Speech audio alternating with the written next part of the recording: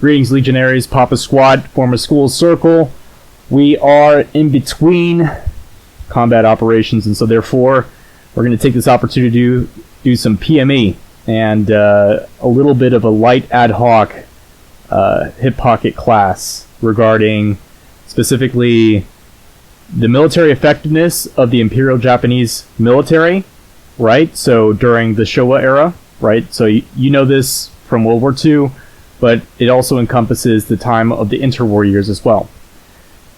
The implication therein of the general myth regarding the Imperial Japanese Military as being incompetent and the pervasive threat of what I will talk about a little bit at length regarding the contempt of an enemy or an adversary leading to the underestimation of an enemy's capacity or potency in military operations in a military setting, but there's also wider applicability to anything where there is an adversary involved, there are competitors involved in competition. And so without further ado, Legionaries, this is General Lance, Sergeant Barnes. Obviously we're coming to you live with this transmission from Bruta, Historia. Strap in. So, first things first, perceptions about the Imperial Japanese. From an American perspective, they were savage, they were inhuman, and at the same time, they were incompetent and suicidal beasts or whatever, who were armed with rudimentary weapons that somehow also simultaneously, so kind of a Schrodinger's Japan was critical threats to the United States. This is a common theme throughout American, but in general, military and, let's say, international kind of condition in which petty chauvinism, it's not even chauvinism because it doesn't simply apply to those who are patriotic. It applies to anyone who has an adversary, really, and who doesn't imbibe a warrior ethos at its fullest core, which is to love your enemies. And I'll get into why in the analysis, but if I can maintain your patience, Legionary, at such an outrageous commentary, well, what I would say is this, is that, generally speaking, when we are at war with a person, a nation, an adversary, we always have this propensity to have contempt or to think little of, to feel as though they are incompetent and, they're just barbaric savages or whatever. And in some cases that may be true, but in most cases it's a form of Dunning-Kruger. It's a form of believing that you're smarter than your enemy, who simultaneously is a threat. So, which means, of course, they have some capacity to affect danger upon you, so they have a modicum of agency and a modicum of potential power, right? And so, if we zoom back and we talk about World War II, the Imperial Japanese Military, you'll often hear from kind of military historians or from military, basically professionals in reflection of the Japanese. By and large, it's a mild form of contempt. A passing, at most you will have a very tepid respect and, let's say, a very willingness to, basically observe what they were good at and what they were bad at, And I'm here to make the case that actually the Imperial Japanese Military itself was exceptional. What was bad about it, and what ultimately had done it in, was poor strategy, poor signals intelligence, and ultimately overextension. I mean, ultimately they got dogpiled by the entire world. And so, to make this case, this comes from a conversation I had with another fellow, really cool guy, Big Suri. And this is just kind of banter and stuff, but it reminds me of recurring conversations I've had with, military guys, especially people who are more cerebral, interested in military history and science and arts and so on, and reflections about the Japanese. Of course, the challenge with the access to Japanese archives and historical documents and all that is that on top of being a very insular culture, its language is not very easily mastered and therefore translatable. And so there's a lack of primary source material. And so all of our experience of the Japanese comes from our combat action reports, our campaigns and operational, let's say, history, our experience of them as outsiders. But you are not aware of their various campaigns, let's say, against the Soviet Union, in China. And, of course, we tend to gloss over the early victories, operational victories, where they completely overran the British and the Americans in the Philippines, the Malay Peninsula, and so on, and Indochina as well. I mean, the French, don't even get me started on the French. The French were incompetent by this point. I think it was something, World War II had completely destroyed the French military and morale, and their unwillingness to modernize in a meaningful way, in a correct way, right? So, and I'll just say this briefly about the French. The French had an advanced army. They had a large army. They were the first to incorporate tanks into their military. However, they did not have the same operational synthesis in which tanks become effective, which is to say, this is the innovation of Heinz Guderian that was popularized in the West by B.H. Littleheart, who was his contemporary. So British B.H. Littleheart, of course, is a great guy. He wrote this great book called On Strategy, which is like a kind of revision of Karl von Clausewitz's thesis, multi-tome thesis, in a modern, concise way, which I highly recommend you read. But he was trying to talk to various military thinkers of that time, especially during the 1920s. I mean, he was a captain of infantry during World War I. He fought in the trenches, hard guy, very intelligent, very capable. But he was having a very hard time in reforming the Imperial military, the Imperial British military, to adopt these changes and to move away from the positional warfare of World War I. And this is a recurring theme in all militaries, because militaries tend to be very conservative in innovation. And it's the ones that are innovative tend to have the upper hand, especially when they apply kind of cutting-edge technology in doctrine and cutting-edge, basically, technology in the weapons platforms and kind of a synthesis, an orchestra of a new model of warfare. You see this in Napoleon and so on.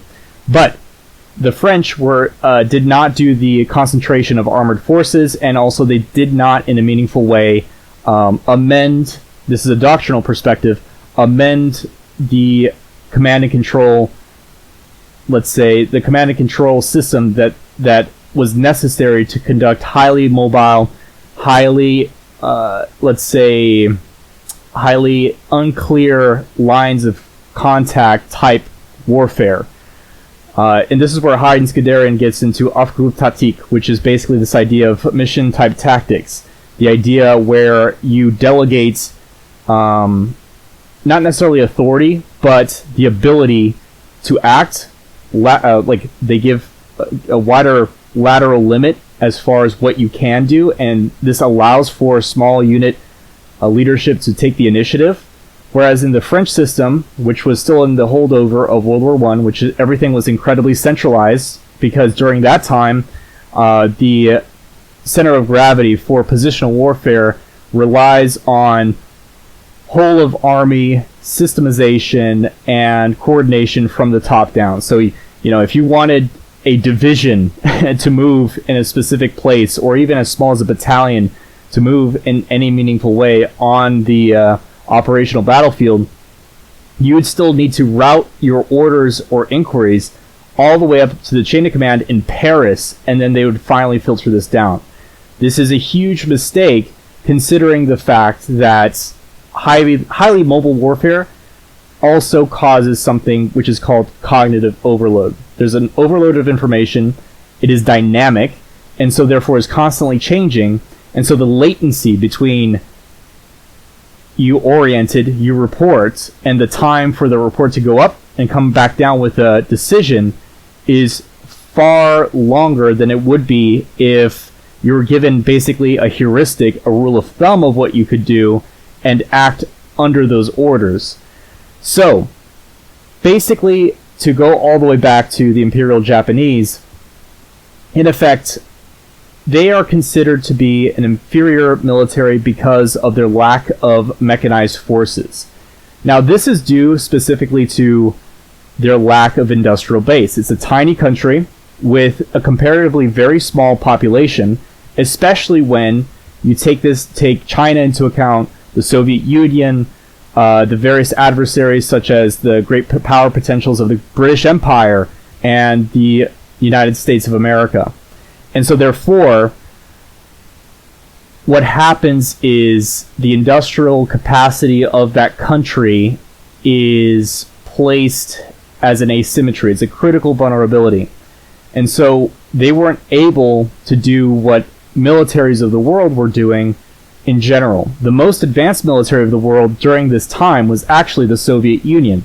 The Soviet Union was the first to innovate on a number of different things. First of all, they were the ones that innovated operational command tactics. So this is where we get the kind of tripartite register of, let's say, mission command theaters. So you have the tactical level, which is, for a rule of thumb, it's not really accurate, but the rule of thumb is small units in an operation, in other words, campaign. An operation, which is a multi-day, multi-unit, divisional, if not core-level event, leveraging cross-branch like resources and units into a coordinated overall operational set. And then, of course, there's the big picture, the strategic picture, right? So the strategic picture envisions things from a theater perspective, resource perspective, political perspective, and so on. So what was happening is that basically the Soviet Union comes around, its industry is ballooning, not simply because of the drive by Stalin to force the domestic economy into an overdrive for industrialization, but because also the United States, as you'll probably read in Sean McMeekin's excellently cited and researched work called Stalin's War by Sean McMeekin, I highly recommend you read. FDR, for a period of from like 1933 all the way through the war and even after, was sending not simply, lend-lease in the form of weapons and so on, but more importantly, industrial technology, management technology and practices and culture. He was sending noted scientists who were robust and intelligent guys, and he was basically doing a kind of subsidy. So it came at no cost to the Soviets. The Soviets were doing what the PRC is doing today, which is called intellectual property theft. And so, in other words, we would literally pack up an entire factory, export it to Siberia or different places within the USSR. We'd open up shop, nominally under American, let's say, directorship, but they would be heavily monitored and run by Soviet authorities. Those Soviet authorities would reverse engineer much of this technology if it hadn't already been outright given. And so, we're given the cutting edge technology of the day, both in, of course, technical expertise of how to build a factory and the type of machine tooling that was the cutting edge, like the hardware, but also the software, which is to say the people, the organizational culture of an industry that America was remember, America was this massive industrial power dating back all the way to the early Industrial Revolution, right? So from New England. And so we have this vast source of technical expertise and cultural, like basically command leadership, command culture leadership, of wealth of that kind of institutional knowledge being transformed and transplanted into the Soviet Union, which the Soviet Union was able to reverse engineer or be taught and effectively apply to their country. And it's important to mention this because for as much as the Great Purges by Stalin against the officer corps was a huge critical vulnerability for the Soviet military combat efficiency, they did have, for the line units, advanced munitions, advanced weapon systems, advanced weapons platforms in general, and the capacity to sustain mechanized forces in the field and fully flesh out armored divisions and so on with the most cutting-edge technological weapons platforms of the day. So, during this time, of course, there's a lot of scholarship that has a lot of debate regarding the power or the preponderance of these weapon platforms to be readily available and furnished to frontline units.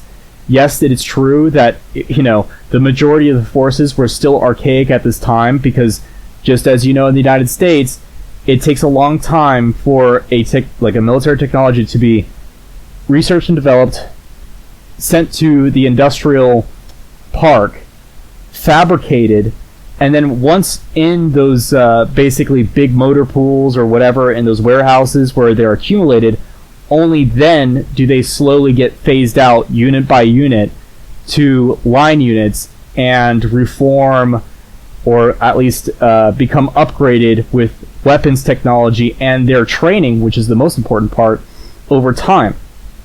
Now, the Soviet Union at this time was heavily focused on two things: limiting the exposure of the encroaching Germans in the West to their West, expanding into ex-Tsarist Russia territories, so basically invading Bessarabia, Poland, Finland, and so on. And so they didn't want to worry too much about the Far East, because Russia is a massive place, right? Russia is a massive geographical entity. It is probably the largest in the world, and at that time, and I believe to a certain extent today, it's still vital, is this rail line that connects east and west called this Trans-Siberian Railroad, right? And this was only completed in the early 1900s, so basically after 1905, and the institutional experience of the Far East is the following. So, obviously, Tsarist Russia had expanded all the way east. They have major cities in the east called, like, Vladivostok, a number of different important naval installations. But in 1905, when they went to war against the Imperial Japanese, they were soundly defeated at sea and on land, which is catastrophic, right? And the majority of the reason why is because the Far East in Russia is severely depopulated, underdeveloped, and the imperial node, the center of command, is all the way west in Moscow. And so reinforcements, logistical support for these units is difficult to supply from the industrial areas of European Russia. So think about it this way: all the industrial sectors of the Soviet Union primarily were focused west of the Ural mountain range, which demarks Asia from the European continent. Therefore, what happened was this: is basically during 1905, that war soundly defeated the Russian Empire. It was a huge Imperial Japanese victory. The Japanese obviously had a very advanced naval and army force in being, and of course they had shorter logistical supply chains. And so this forced the Soviet Union to take the same calculus as the Tsars that had preceded them, which is to say they had to leave their most elite units in the east, because these these eastern units, the Siberian divisions, excuse me, these guys were the front line, and if anything were to happen, some kind of conflict were to arise in the east, it would take a long time for meaningful forces to basically redeploy east. It would have to, pack up all its stuff, transport all its stuff on this very rickety train, get on that rickety train, and take a multi-day journey all the way east, get off at a assembly area, reconvene, re-establish cohesion, and redeploy to the line of contact. That could take roughly 1 to 2 months. And therefore, the calculus was this. We have to leave our most elite units in the Far East. They have to be few in number because, first of all, it's hard to provision forces in being of any size in the Far East due to the fact that it's depopulated, underdeveloped at this time. And on top of everything else, there is a pressing threat from the West, and the majority of military efforts were being prosecuted. The area of focus was in the West, right? Because they were trying to reclaim a lot of this territory that had been lost by the Soviet Union during the revolution. And so what happened was they focused their elite units, their elite line units, out into the east, the Far East. And so why am I saying this, right? Why is it that I'm taking a very long detour to set kind of abstruse detail for you to understand something that's about the Imperial Japanese? Well, it's this. So, 1939, the battles of Khalkhin Gol happen. Khalkhin Gol is the product of the following.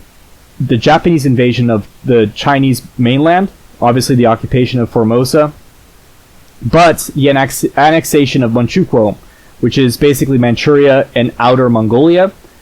And what happened was that the Imperial Japanese had this calculus. Well, let's kind of test the forces of the Soviet Union. Let's see if it's a reasonable strategic course of action to assert our political will and advance our geopolitical interests. So this is what is called colloquially as Northern Expansion Doctrine. In Japanese, it's Hokushin Ron. I don't know how to speak Japanese, so I'm just going to stick to the English translation. But the idea was the following. The Soviet Union was a threat. It was an ideological threat on top of that. So it threatened Japan with subversion in much the same way as any foreign ideology or rival ideology does. People don't know this, but Japan actually had a lot of nascent communist organizations and various different ideologues in Japan that were nipped in the bud in an anti-communist upswell from the young officer revolution. And this was all well and good. I believe in this. I think it's a great thing. They did a great thing by absolutely extirpating the communists. In fact, the reason why a lot of intelligence, human intelligence, that was being leaked out of Japan had to do with the fact that we had a number of expatriates, or rather American Western individuals living in Japan who were communists, who most people didn't know were communists because they had been attached to the British embassy, the American embassy, and so on, that were basically really, really red, crazy people. A lot of subversive types, or a lot of people that frankly helped destroy America. But anyway, to return to the matter at hand, there were two competing doctrines, one for the North and one for the South. And the North was predicated on the assumption that the Soviet Union was an ideological threat. It was also a significant military threat. As I told you before, it was the most advanced, on paper, the most powerful military in the world. On top of everything else, the region of Siberia, the territory that the Soviet Union occupied at that time, is resource rich in metals, like strategic metals like steel and so on, iron, whatever, not steel, iron, and coal, because steel is something you make from iron. But anyway, point being is that it had significant advantages for industrial growth and military growth, so that way, if you take away, for instance, let's say they completely vanquish and annex Siberia in a treaty, in a hypothetical war with the Soviet Union, what would happen is all those Japanese imperial forces needed to be on the front line between Manchukuo and friggin' the Soviet Union could be redeployed elsewhere in their various campaigns in China and so on. And so that was the calculus, right? That position would allow for the northern flank to be secured and allow them in a meaningful way to have a corner in their back so they don't have to worry about getting struck in all directions. Now, the battles of Khalkhin Gol were a number of different skirmishes over border disputes in Mongolia, which was of course communist at this time, and the Soviet Union. The battle was enjoined, and what's so funny is that not only were the units of the Soviet Union the most elite at this time, at that place, but Zhukov, General Zhukov, the great hero of the Soviet Union, the most competent senior military commander, still not offed by Stalin, had been redeployed to the Siberian front. And it's really funny because if you know the backstory of the Great Purges and so on, you'll remember that many of these generals, even Tukhachevsky, the guy that was one of these great military luminaries that had won the Civil War for them, that had made a Red Army from scratch, got offed because of ideological reasons, or for perceived threats to Stalin himself, the person of Stalin himself. And paranoid as Stalin was, and as vicious and tyrannical as he was, he just absolutely ran through the Soviet military officer corps. I mean, it was incredible. And it's a function of the following. It's roughly this. It's that Soviet, or rather Marxist ideology, Marxist-Leninist ideology, places an emphasis on the proletariat, the worker, the people, the peasant, basically your average person, the hoi polloi. And that all forms of hierarchy, ironically, are forms of reactionary bourgeois ideology and systems of, let's say, oppression and blah, blah, blah. And one of the historical accidents and necessities of the Soviet Civil War, or the Russian Civil War, is that much of their military had been trained along Tsarist lines with Tsarist officers. And many of these officers, of course, they were levied in a number of ways. Some were ideological, but the vast majority were held at gunpoint, with their families held at gunpoint, saying, hey, if you don't fight for us and do a good job, not only are you going to get whacked, but your entire family is going to be sent to the Gulag. And I don't think even at this time they had a system called the Gulag, really. They just dispatched your entire family on the spot, just like they did to the Romanovs, which is absurd, right? It's a crime. But what does this do? It almost has the effect of ensuring two things. That Tsarists may fight for you, they may be compelled to fight for you, but they obviously, in their heart of hearts, resent you. And so, whether it's true or not, the military became, especially amongst the officer corps, became a, let's say, a sanctuary, a sinecure of these various quote-unquote reactionary, which is really just patriotic, members of society, an elite, a class of people who were like systemically against the Soviet system. And so Stalin saw conspiracies everywhere. Some of them were genuine and real. Others were just figments of his paranoid imagination. And to be frank with you, this concept of paranoia or pronoia, when you deride someone for being paranoid, remember that Stalin died peacefully from an aneurysm in 1953 because he was paranoid.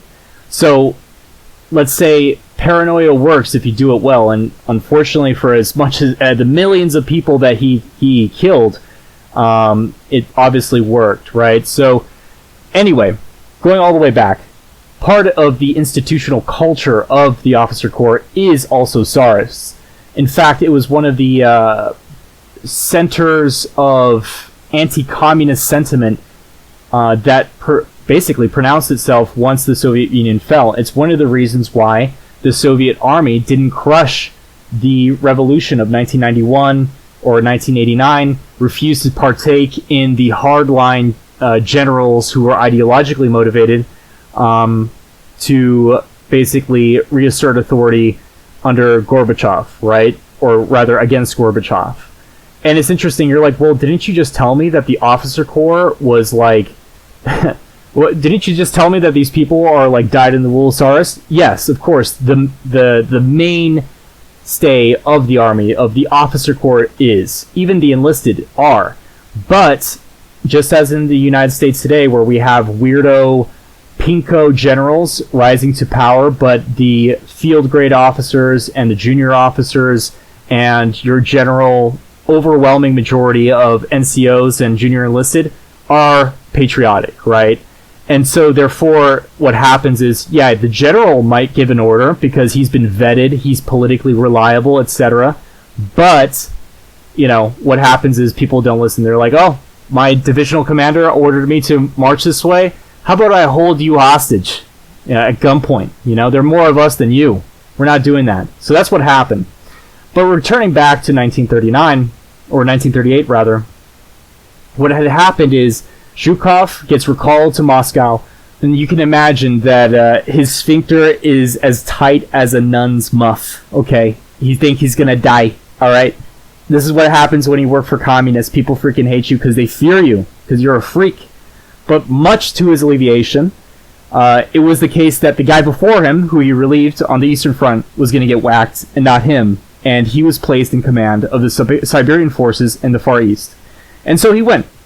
And as one of the few remaining general officers who were competent in any way, this is a significant factor. This is the reason why I brought him up, is because ultimately he is one of the most effective leaders in a command that is one of the most professional and advanced and basically militarily competent forces of the Soviet Union based in the Far East. And still, when the Japanese attack, guess what happens?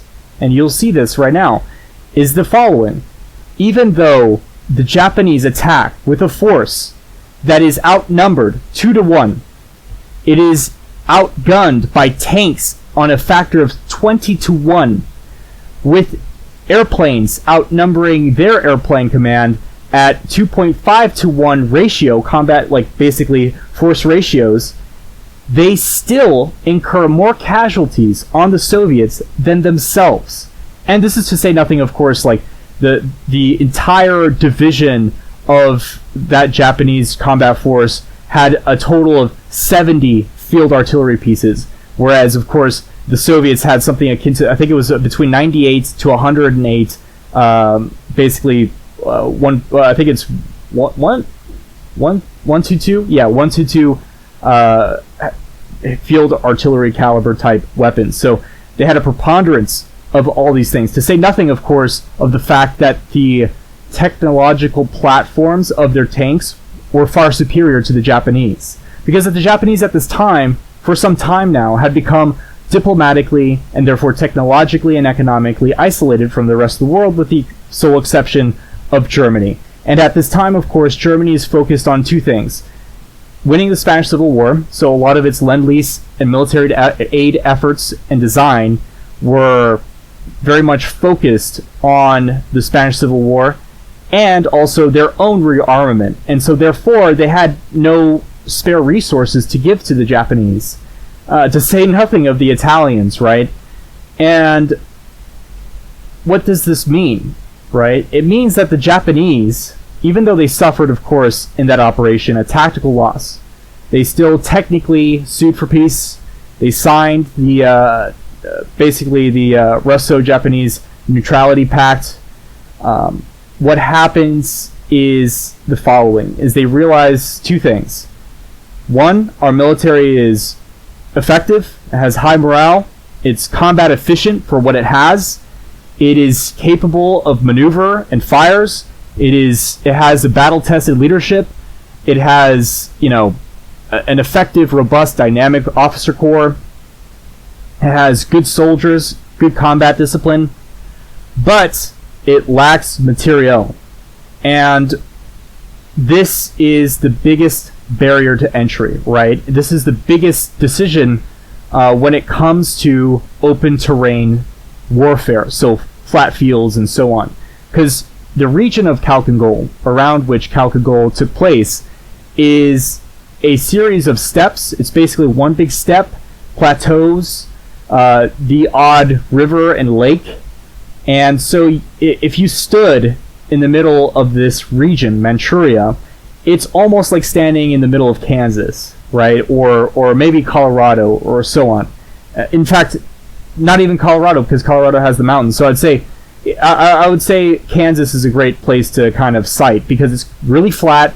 You can see everywhere. You can run tanks. It's perfect tank country. And what does that mean? It means that you can only really meaningfully win without incurring a lot of losses with a mechanized force. And remember, a mechanized force requires the following requisites: an industrial base, oil, an oil refinery, and like the supply chain needed for it, and a large, basically, motor pool of trucks and so on. That is the challenge. Japan just simply did not have the factories to produce these things in quantity. It didn't have the quality on its side. It had basically, let's say, the oil, for instance. They were going to in Siberia to secure coal, to synthesize oil from coal, right?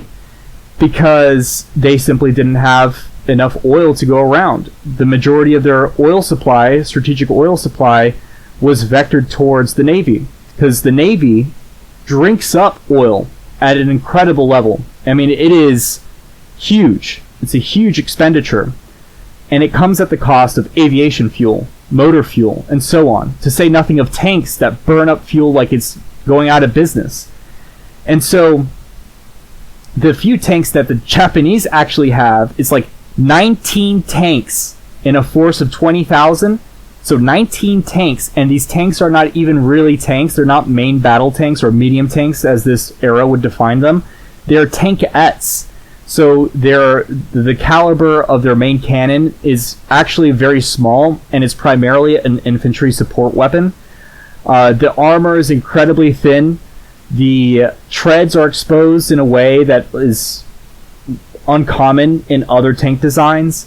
Their lack of springs, for instance, spring coils, is not common, and so the tank design itself is very bumpy, rigid, in a way that the T-72 did not experience, or even the prior models of the Soviet tanks, so the KV-1, KV-2, the BTR-7s, I believe, and so on. These various different design types had they had a torque engine, torque axle design, and so on. It doesn't matter. Point that I'm trying to make here is that all their technology on the Soviet side was superior to the Japanese, even going down to things as simple as, or people take for granted as, squad automatic weapons. So, the Soviets, they basically had this weapon called the DP-28, and if you've ever played Call of Duty or are familiar with World War II kind of stuff, weapons stuff, it's like that big circular disc cartridge sitting on top of an LMG. And then, of course, they had organic to every Soviet squad, especially in the East, mortars, so it was organic to their squad level tactics, so they had basically fire superiority. They had a number of different things that were, very tactically important in their employ and can be decisive on their side. And yet, of course, the Japanese basically won if we're taking into account we're setting the casualty rating as the form of combat efficiency, as we did during the Fulda Gap, trying to figure out exactly how it is that we're going to attrit the Soviet forces in a hypothetical invasion of the Fulda Gap in the 80s. Anyway, that's a long way of saying the following: the Japanese military was incredibly effective, and not only is it incredibly effective, but during this time, they took the Imperial Japanese War College and like the Japanese General Council, all this kind of stuff. basically they came to the decision, okay, this is untenable. This is likely to be, if it were the case that we waged a concerted campaign and war against the Soviet Union, it would be very bloody. It would likely decimate our military, and it is possible that the Soviets outmaneuver us due to the fact that mechanized warfare, what you can do in mechanized warfare is you can concentrate forces and do deep cuts into an enemy's rear and create pockets of resistance from which you kind of dissolve over time, right? This is what the Germans did to the Soviets. It's basically called pincer movements, right? Where you envelop enemy formations by piercing through their line, getting into their rear lines, their rear echelons, and then forming big military circles around isolated pockets, and then you basically demolish those small pockets, right? It's called reducing the enemy in the military. That's the term. Reducing military pockets. And so they wisely conceded to the Southern expansion strategy, which held the same concerns and the same resources, like resource up potential towards the occupation of Indonesia, the various different colonies of the Western forces. So, for instance, Indochina, the French colonies there, and so on. To say nothing, of course, they would likely find sympathetic populations amongst the Asian peoples of the world who were themselves vying for independence, like people like Ho Chi Minh, for instance, took place during this time. And ultimately, they thought that it would be a lot easier for them to cement their control with a lower level of, let's say, guerrilla action having to take place. So therefore, there's a lower effort of coin, so counterinsurgency operations to be had. And so that's kind of their calculus. To say nothing, of course, they could leverage their navy, which was preeminent and second to none compared to other peer adversaries. Now, if you look at the navy of the United States at this time, before it modernized, it was still its superior. Not in number, but in quality. It incorporated in the navy new doctrines. It was domestically, organically producing great officers with great schools and great doctrines. And obviously great naval designs. On top of everything else, the adversary that they were most worried about, the British Empire, which had a massive navy, would likely be tied up in operations around Europe, around the Mediterranean, and therefore they calculated that any adversaries that posed a threat to the Far East, to their theater of operations, would likely be much diminished due to the incredible distances involved and the locus of their operations elsewhere. So they felt as though if a conflict were to happen, and it did happen, by the way, right? So World War II kicks off in 1939. Therefore, they believe everything's going to be tied up west, and obviously they were correct in this assumption, in this analysis. And so the presence of Imperial British and Imperial French forces, naval forces in the region, significantly dropped off. Moreover, though the Japanese Navy appraised the industrial capacity and shipbuilding capacity of the United States as massive, they did not foresee the industrial expansion of America expanding so quickly, robustly, and for their technology to progress so quickly in such little time, to be basically researched and developed, sent to the factory, those factories implement those designs be pushed out, those ships, whatever it may be, the new guns, new radar, new electronic fire control systems, whatever, those things were incorporated, trained, and then, of course, those ships would go out to sea and conduct operations in a very short amount of time. They could not possibly foresee that. It is very difficult, especially with the Japanese. And this is the weakness that you can attribute, like, honestly, to the Imperial Japanese military as a whole. Their inability to do two things: rotate forces for rest and recuperation, for reorganization, basically fresh reinforcements, all this stuff. Same thing for the Army and the Navy and the aviation forces. Both of these guys suffered from the same systemic problem in which they did not rotate forces back home to the home front unless you were completely broken or militarily, combat ineffective. And the same thing applied to the Navy, and the naval units were not usually refitted with new technology. And so what happens is, over time, by 1945, America is fighting with technology that is 1945 current. Japan is fighting with technology, by and large, that is still in its early phase. So, 41, 42, maybe 43. Maybe there's... I remember specifically they upgraded radar capabilities and nighttime vision for nighttime raids. That was actually cutting edge. It was state of the art at that point. It's something that we weren't able to replicate until I think it was 1951. So there are some things that they went way, way, way into the future with, but by and large, their force and being was antiquated. So that is the challenge. It was a logistical issue. It was obviously a doctrinal issue, but it wasn't the military itself that was at fault.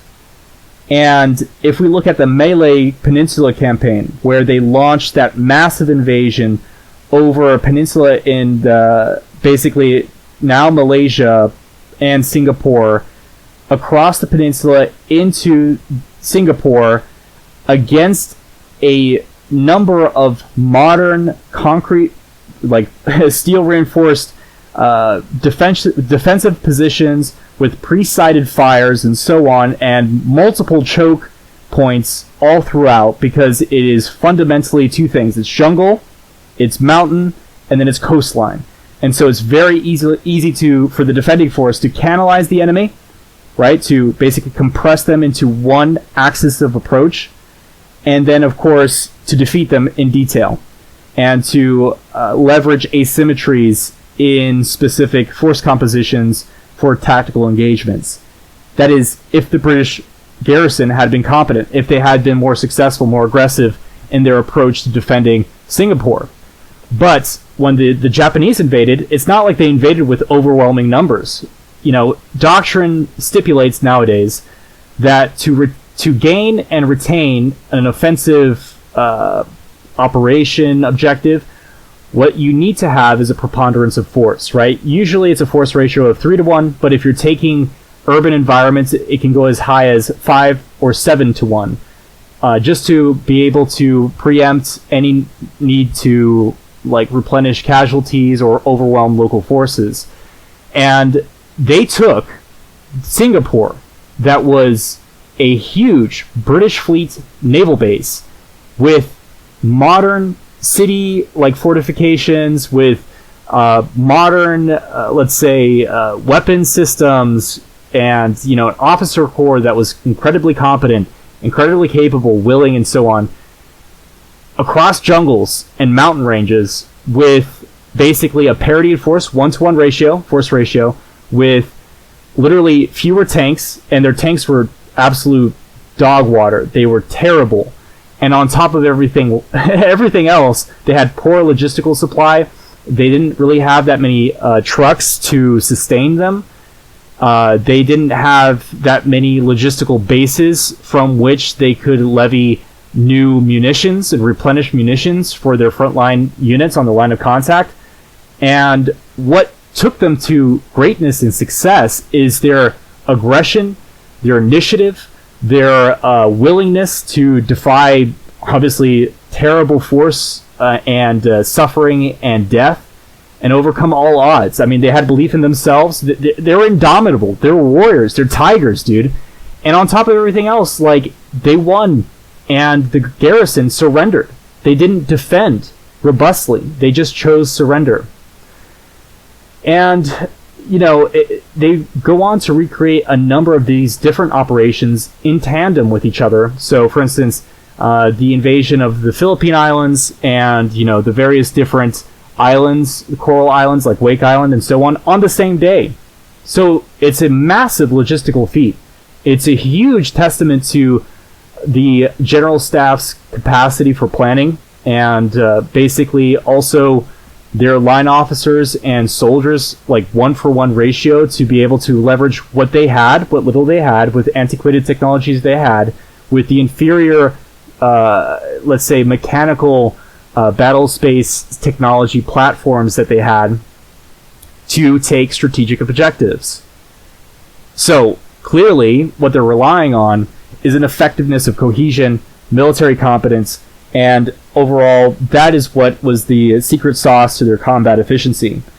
I can already hear, though, a lot of people giving a criticism of the Imperial Japanese due to the immense disparity in the outcome of various battles on the island hopping campaign. So for instance, Guadalcanal, like the entire division of the Japanese was wiped out on Guadalcanal. But people don't know why. Because during the Battle of Guadalcanal, forces were neck and neck the entire time. What decided the Battle of Guadalcanal was that the Navy had ultimately defeated the local, had basically a superiority, naval superiority, and had air superiority, or established that dominance later on. But remember, as soon as the American forces landed at Guadalcanal, the Battle of the Coral Sea happened. Or, it wasn't the Coral Sea, excuse me. It was actually the sea battle, the naval battle of Guadalcanal, which was a battle that lasted roughly 6 months, okay? In this tactical exchange, the Japanese were outnumbered, okay? The American forces had an aircraft carrier combat group, basically. They had a fleet with a preponderance of forces and resource logistical support. And that is the thing that a lot of people don't understand, is that basically the reason why the Japanese were defeated was because they were logistically blockaded. And the jungle is an inhospitable place. It might seem rich with fruits and food of every kind, but really it doesn't. And you can't just provision, you can't go out and like furnish or whatever for like food, especially when you're running out of munitions and medicine and other different types of ailments that are very unique to that kind of environment. Because I think a lot of people will take that for granted, is that the majority of combat casualties actually result from disease, dysentery, yellow fever, stuff like that. And the Japanese simply did not have the, again, industrial capacity or the logistical ability to supply their outer defenses. And so you may say, someone may say to this, they might say, well, why were they so forward deployed? Why were they not making the calls and redeploying to a better defensible position, one that could be logistically supplied more regularly and so on? Well, the reason is this, is basically, no matter how much they would retreat, they would be faced with the exact same operational dilemma. Their navy was overstretched at this time, especially after Midway. I think they only had 2 more aircraft carriers. The aircraft were piloted themselves with increasingly less experienced men because, again, like I said before, the Imperial Japanese Military in general didn't cycle back the individual pilots, so they didn't send them back home to train new pilots. And so what happened was 2 things. One, a guy would stay in their mission, in their command, until they either won or they died. And so what happens is that they become, over time, like cognitively fried, right, from battlefield operations. And so this is actually very interesting because we did some studies regarding combat efficiency with pilots and with fatigue, battle fatigue. This was a concept only now coming into existence because prior to this, wars and battles were very infrequent and maneuvering was the majority of war.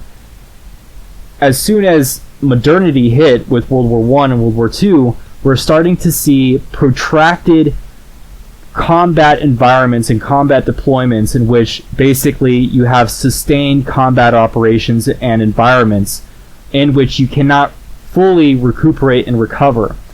And they did this with pilots, and they realized that after 5 sorties or 5 combat deployments, 5 specific tactical deployments, a pilot was, generally speaking, operating at 20% of their overall combat efficiency. A lot of this is subjective in a certain way, but it was a noted lack of proficiency, and they were the most likely to be shot down, to go missing, to make mistakes of navigation, because remember, they didn't have GPS, so you had to actually fly, fight, conduct your mission, and then on top of everything else, navigate yourself the way home. Sometimes what would happen is you'd get lost, especially if you're not paying attention, especially in the vast expanses of the Pacific, where there is no terrain to orient you off of, and you would run out of fuel, your plane would go down, you might survive, but you won't be picked up, or it's unlikely that you will, especially if you're far off the grid coordinate that you're supposed to be. And if you're lucky enough to somehow swim on some wreckage to an island, it's in the middle of nowhere, no one's going to find you, or you get eaten by sharks in the way, or maybe you die on the impact and something, whatever. And so that happens over time. For the Japanese, it's interesting because their combat efficiency was still strong even after 10, 20, 30 combat sorties overall. So their battlefield fatigue, their tolerance for stress was actually higher than our pilots on average. But what would happen inevitably over time, just through attrition, the ratio of trained and expert veteran type pilots was reduced over time. Midway took a huge chunk of this talented core of aviators from the Imperial Navy, and of course later the various combat operations throughout the Pacific would very quickly bleed them over time. This is what actually led to the rise of weapons such as the kamikaze, is that it was very difficult to create an advanced, proficient aviator who's competent enough to fight in the war and win in tactical engagements. And so therefore they calculated, okay, if it's the case that we can't actually field a meaningful number of veteran pilots, what we can do is turn out a number of good enough pilots who are good enough at basically turning themselves into a guided munition, right? This was before smart bombs, but they did it with people. I mean, this is incredible. It's a testament to their will to win, their selflessness. I honor this. I think a lot of people disparage this element of the Imperial war effort, but it speaks volumes to their heroism, to their willingness, to their selflessness. I think this is great. I think this is the warrior ethos encapsulated, and I think we should never, ever kind of reduce or denigrate that those people, those men who fought like tigers, and who, largely speaking, were actually pretty effective, especially psychologically effective. It was a huge shock to the Americans that the Japanese would do this. If the Japanese would literally fly their planes as bombs into American aircraft carriers or various different ships, what does that say to you about their resolve, about the type of enemy who is willing to do something like that? That means that they're going to fight tooth and nail. This means that they're going to fight like nothing. And remember, they're not even fighting in Japan. They're fighting in foreign territory. So they don't even have the home field advantage. So think of this to yourself. What as a GI, what this does to you psychologically, you're fighting men determined to win. For lesser men, that would definitely take the wind out of your sails. This is no merry war. This is the real deal. And so anyway, I don't want to go for too long. I wanted to keep this short. But I wanted to make sure you understand this, because ultimately speaking, if we just look at and analyze the Imperial Japanese Military from an abstract, unbiased point of view, they were incredibly combat effective. And a lot of that can be attributed to their competence, their soldierly bearing and ability, their will, which is, I keep on harping about this in Last Legion, but this is the centrality of military effectiveness. It's the will to never quit, to be aggressive, to face great odds and win, because they did that regularly, okay? All their other shortcomings were basically structural, beyond their control.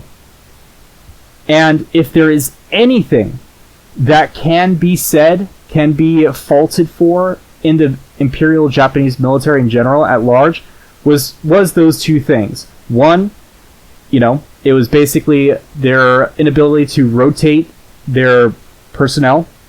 And two, it was their lack of modernization and upgrading of their equipment over time. Now, you can certainly say, well, why would you even wage war in the first place? That is true. But remember, that has nothing to do with the military. That has everything to do with the high command, with the politicians in charge, with, I think, the emperor's will in general. And so, therefore, that calculus can't be laid, that indictment can't be laid at the feet of the fighting force, but rather the politicians. That's a political calculus. And there is some truth to that. Now, I'm not going to get into that because that's beyond the scope of this transmission. But the greater point that I tried to make is this, is that when you despise or have contempt for the enemy, any enemy, you underestimate them. We do this today. Look at the people who comment on Russia, the PRC, the various different Islamic caliphates or whatever, or the way that leftists treat patriots across the world. Well, what happens is they systemically underestimate their adversary. It basically causes them to make massive miscalculations, which make defeat very likely. And of course, I wouldn't want my enemy. I would never interrupt my enemy from making that mistake. I wish they underestimate me. I hope they do. But if we're looking at the PRC, and we talk you talk to a lot of people. Talk to people at the War College. You talk to people, field grades and so on, and people that actually are fighting these wars, or policymakers and so on that actually are provisioning the military, or funding the military, or conducting R&D. The general body politic needs to be aware too, and not underestimate any foe, because they also are the political principle under which many of these different things are affected. So, for instance, we can't reindustrialize if we have oligarchs who are private citizens offshoring our industrial base to our enemy. What does that do strategically? Well, and then of course they'll come back at you and they'll say something like, well, we'll sweep them away. It's a paper tiger. It's no big deal. Acting as if the PRC is the military and economy and whatever body politic as it was in the 1970s. It's not. It's something completely different. And so therefore, legionaries, what I command you to do is thus. Love your enemies. Love your enemies, because without love, what you do is basically you cannot see his strengths. So when you love your enemies, you see his strengths, and therefore you also see his weaknesses, where he lacks. And so when you love your enemy, this means that you can set him into bliss, which is to say, you can defeat him. Love isn't what liberals or Christians say it is. It's not necessarily, being nice, petting them and stuff. That's not love. That's different. That's mammy stuff, okay? Love is simply honoring what is virtuous in something, right? It is loving the excellence in something. And so therefore love, being that mechanism, is necessary in war and amongst warriors.